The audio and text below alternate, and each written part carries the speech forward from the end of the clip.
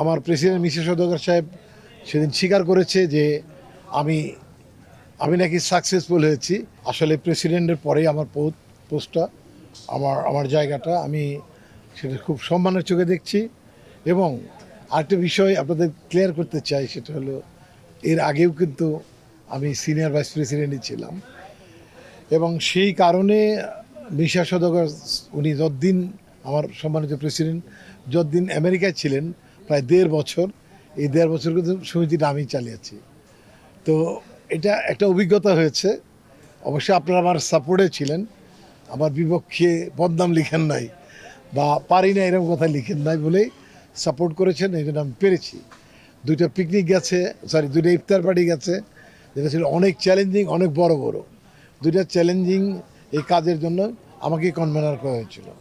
2টো ইফতার party plus পয়লা বৈশাখ, ঈদের যে শিল্পীদের পাশে দাঁড়ানো, সম্মানিত করা, এগুলো ম্যাক্সিমাম কাজগুলোই আমার উপর অর্পণ করা হয়েছিল। আমার প্রেসিডেন্ট মিসেস সওদাগর সাহেব সেদিন স্বীকার করেছে যে আমি নাকি সাকসেসফুল হয়েছি, কাজগুলো করেছি, আমার পুরো কমিটির সামনে বলছে।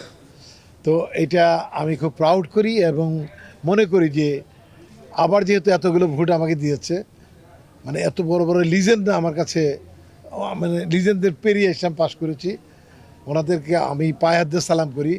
সেই মানুষগুলো আসতে পারে নাই, আমার জায়গায় ওনারা আসলে আমার ভালো লাগতো। কিন্তু নির্বাচন ভোট দিয়েছে তো আসলে ভোটাররা, এখানে করবারও কিছু নেই। তো আমি বলবো যে আমাকে যে সম্মানিত করা হয়েছে এবং যে গুরু দায়িত্ব দিয়েছে, আমি অবশ্যই আগের চেয়ে অনেক ভালো কাজ করব। আমি আমাকে ছাড়িয়ে যাব, যেহেতু আমি তখনও সিনিয়র ভাইস প্রেসিডেন্ট ছিলাম, এখনও তাই।